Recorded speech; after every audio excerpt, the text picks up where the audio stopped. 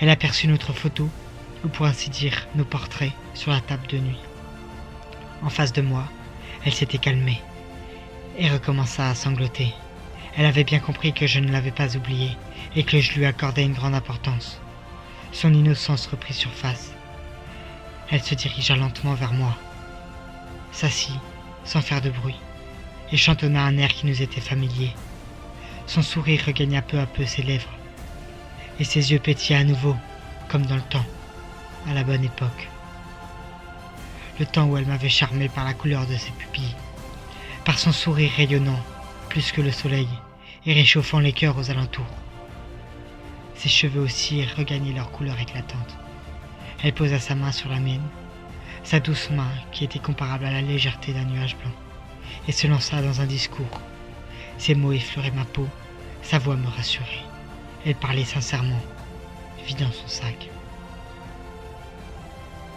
Elle tenait vraiment à s'excuser. Je la réconfortai, mais subitement, de ses cicatrices sortait du sang, abondamment. Je l'entendis encore une fois murmurer. Le diable représente en quelque sorte les défauts de Dieu. Sans le diable, Dieu serait inhumain. Je me suis donc éloigné. Puis ses yeux devinrent blancs. Ce n'était pas bon signe. Un cri strident sortit de ses poumons. Puis ses démons vinrent se loger dans son corps, habiter son âme une énième fois. Elle luttait, elle résistait, puis tout à coup, incontrôlable, elle se dirigea vers la cuisine. De sa sève rouge, elle dessinait un pentagone sur le sol, allumait des bougies et de l'encens, puis éteint les lumières.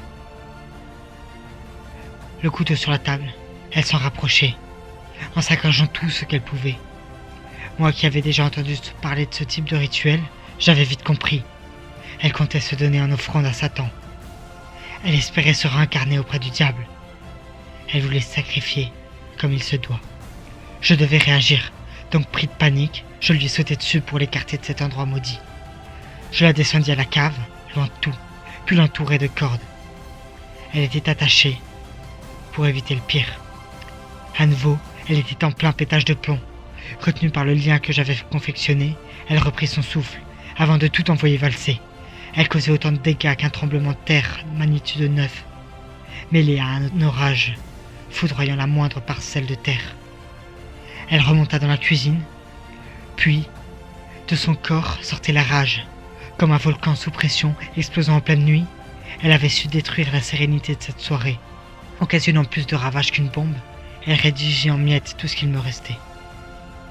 J'eus le droit à tous les reproches possibles, jusqu'au moment où une douce musique traversa les rues et s'invita chez moi, passant par la fenêtre du salon. C'était cette mélodie que mon amie chantonnait une heure plus tôt, ce refrain qui savait nous calmer lorsqu'elle était petite. Cette partition que ma mère nous chantait avant de s'endormir dans les bras de Morphée. Au refrain, les monstres obscurs repartaient, son sourire renaissait, sa beauté rayonnait, et son rire résonnait dans la pièce. La blondeur de ses cheveux éclairait la pièce, comme le soleil qui illumine une ville. Nous étions deux rescapés dans les débris de cette violente nuit. Après ce moment, elle accepta enfin de se faire soigner, pour se retrouver et regagner notre amitié. Cela faisait bien trop longtemps que cela durait. Cela faisait trop de nuits qu'elle ne dormait plus. Cela remontait il y a 3 mois. Cette date où elle avait décidé de jouer avec les esprits. Cette nuit où elle avait sorti sa tablette de Ouija avec ses amis et était rentrée en contact avec un mauvais esprit.